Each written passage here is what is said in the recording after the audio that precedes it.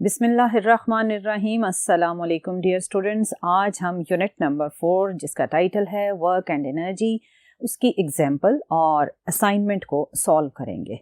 जो फर्स्ट आज हम एग्जाम्पल अटेम्प्ट करेंगे वो है एग्जाम्पल 4.2 और इसकी स्टेटमेंट आपके पास वर्क और पावर से ही रिलेटेड है।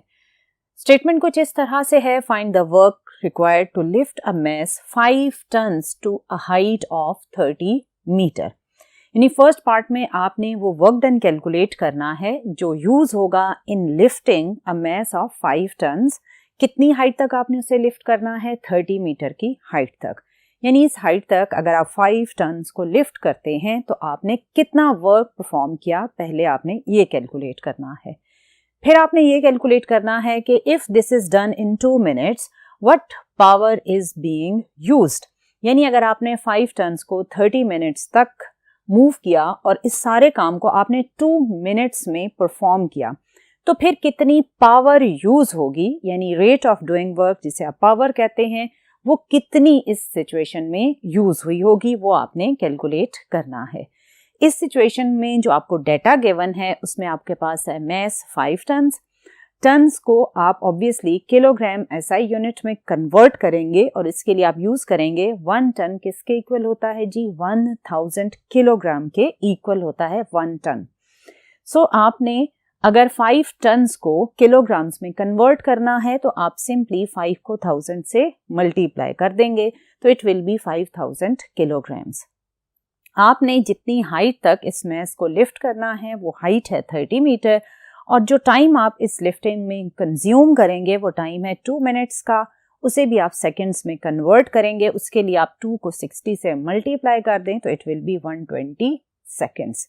ये वो डाटा है जो आपको गिवन है और इस डाटा को यूज करके आपने कैलकुलेट करना है वर्क एंड पावर। इसमें जो वर्क डन है वो आप किस फार्मूला से कैलकुलेट करेंगे?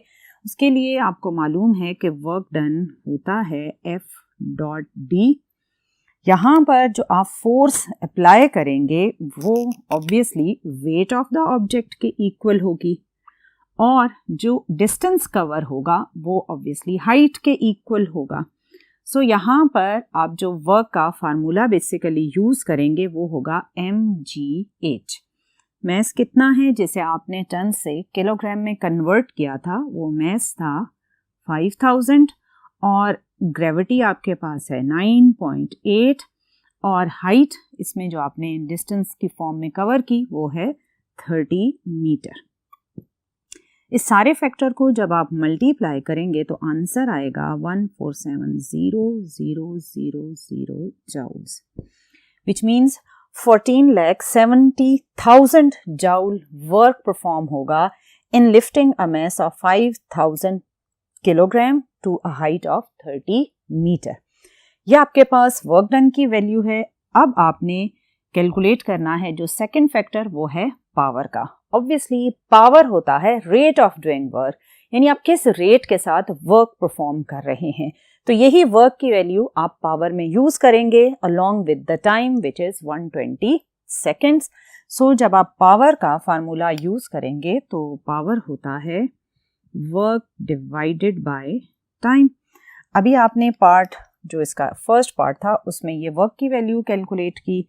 You will use this value of work done which is 1470,000 divided by time आपके पास है 120 सेकेंड्स।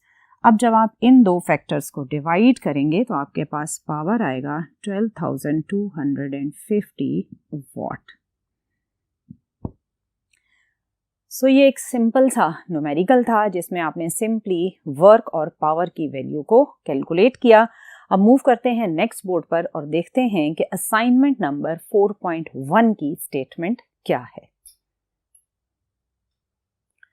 जी डियर स्टूडेंट, असाइनमेंट 4.1 भी पावर से ही रिलेटेड है। Chapter number 4 which is work and energy, ये बहुत सिंपल है। इसके जितने भी एग्जाम्पल्स हैं, असाइनमेंट्स हैं, उनमें mostly work, potential energy, kinetic energy या पावर से ही रिलेटेड आपने कैलकुलेशंस करनी है और बहुत सिंपल हैं। असाइनमेंट की स्टेटमेंट कुछ इस तरह से है, what is the power of an airplane of mass 3000 kilogram if on the runway it is capable of reaching a speed of 80 metre पर second from rest in 4 second. यानी airplane जिसका mess है 3000 kg, ये runway पर जब move करता है rest से और वेलोसिटी गेन करता है 80 मीटर पर सेकेंड की, और कितनी देर में गेन करता है 4 सेकेंड्स में। यानी रेस्ट से मूव हुआ और विद इन 4 सेकेंड एयरप्लेन जिसका मैस था 3000 kg, उसने वेलोसिटी गेन कर ली 80 मीटर पर सेकेंड की। अब आपने ये बताना है कि अगर ये सिचुएशन है तो फिर जो एयरप्लेन था उसने क्या पावर कंज्यूम की होगी। उसमें आपने जब पावर कैलकुलेट करनी है तो वैसे तो इसका फार्मूला है रेट ऑफ डूइंग वर्क, यानी अगर आपको वर्क की वैल्यू पता हो तो आप टाइम से डिवाइड करके पावर कैलकुलेट करेंगे। लेकिन इस वक्त जो सिचुएशन गिवन है उसमें आपको वेलोसिटी गिवन है, सो आपने फोर्स और वेलोसिटी से लिंक्ड एक पावर का फार्मूला पढ़ा था, और वो फार्मूला था पावर इक्वल्स टू F.V। इसमें फोर्स और वेलोसिटी आपको यूज करनी पड़ती थी for the calculation of power, और अभी आपका जो डाटा है उसमें भी वेलोसिटी ही गिवन है। सो आप इस फार्मूला को यूज करेंगे। इसमें वेलोसिटी आपके पास ऑब्वियसली आप फाइनल वेलोसिटी यूज करेंगे जो उसने गेन की, दैट इज 80 मीटर पर सेकेंड। लेकिन इसमें फोर्स आप क्या यूज करेंगे? फोर्स होगी वेट ऑफ द एयरप्लेन, क्योंकि ऑब्वियसली इंजन को जो वेट ऑफ एयरप्लेन होगा उसके अकॉर्डिंग फोर्स लगाकर उसे एक्सेलरेट करना पड़ेगा या वेलोसिटी देनी पड़ेगी। सो फोर्स किसके इक्वल हो जाएगी? वेट ऑफ एयरप्लेन, वेलोसिटी आपको गिवन है। सो आपका फार्मूला ट्रांसफॉर्म हो जाएगा mgv में। मैस कितना है एयरप्लेन का? वो है 3000, और ग्रेविटी अगेन 9.8, वेलोसिटी आपके पास गिवन है 80। सो इन सारे फैक्टर्स को जब आपने मल्टीप्लाई किया तो आपके पास जो आंसर आएगा वो आएगा 2.35 इंटू 10⁶ वॉट, जिसे आप ऑब्वियसली प्रीफिक्सेस में जो 10⁶ है इससे आप मेगा बोलते हैं, तो you can write it as 2.35 megawatt. देखा कितना सिंपल सा था। सिंपली अगर आपको फोर्स वेलोसिटी वाला पावर का फार्मूला याद है तो सिंपली आपने डाटा को पुट करके वैल्यूज कैलकुलेट कर लेनी है। अब मूव करते हैं नेक्स्ट बोर्ड पर और देखते हैं कि एग्जाम्पल जो हमारी नेक्स्ट है उसकी स्टेटमेंट क्या है।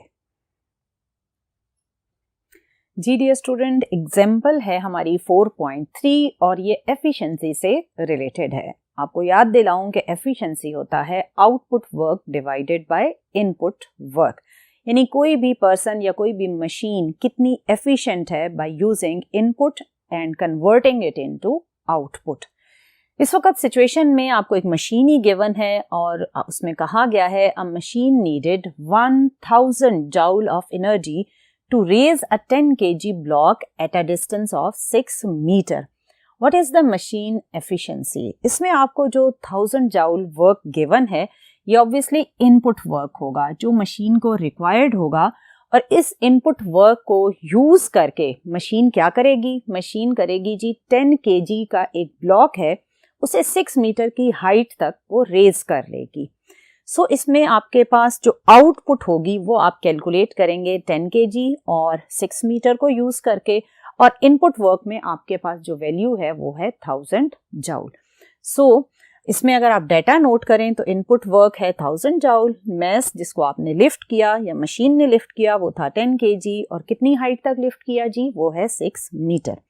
अब आपने एफिशिएंसी कैलकुलेट करनी है, तो एफिशिएंसी का जो फार्मूला होता है वो होता है जी output work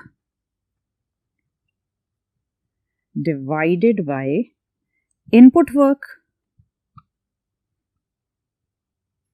और एफिशिएंसीज हमेशा परसेंटेज में कैलकुलेट की जाती हैं, इसलिए आपने इसको 100 से मल्टीप्लाई कर दिया ताकि आपका आंसर परसेंटेज की फॉर्म में कैलकुलेट हो। आउटपुट वर्क मैंने कहा आपने मैस और हाइट से कैलकुलेट करना है, तो वर्क क्या हो जाएगा? mg, यानी आपने इतनी फोर्स लगाई और हाइट के अकॉर्डिंग डिस्टेंस कवर कर लिया, तो ये हो जाएगा force into distance which is mgh, और आपके पास इनपुट वर्क की value as it is given है that is 1000 joule multiply by 100। अब इसमें आपको मैस की वैल्यू गिवन थी, कितनी थी जी? मैस था आपके पास 10 kg और 10 kg को आपने मल्टीप्लाई किया 9.8 से और हाइट आपने जो इसमें यूज की वो है 6 मीटर। इसको आप डिवाइड कर देंगे जी 1000 से और मल्टीप्लाई करेंगे 100 से। आपके पास न्यूमरेटर में जो फैक्टर है, जब आपने इसको मल्टीप्लाई किया तो आपके पास आएगा 588 डिवाइडेड बाय 1000 मल्टीप्लाई बाय 100। 588 को जब आप 1000 से डिवाइड करेंगे तो you will get 0.588 multiply by 100। सो आपके पास जो एफिशिएंसी आ जाएगी वो आएगी 58.8% या जिसे आप 59% भी कह सकते हैं। सो आपने सिंपली एफिशिएंसी का फार्मूला यूज किया, output work divided by input work. Input work आपको डायरेक्टली 1000 जूल गिवन था, आउटपुट वर्क आपने डाटा से by using formula mgh calculate किया और इस कैलकुलेशन के बाद जो आपके पास एफिशिएंसी का आंसर आया है वो है 59%।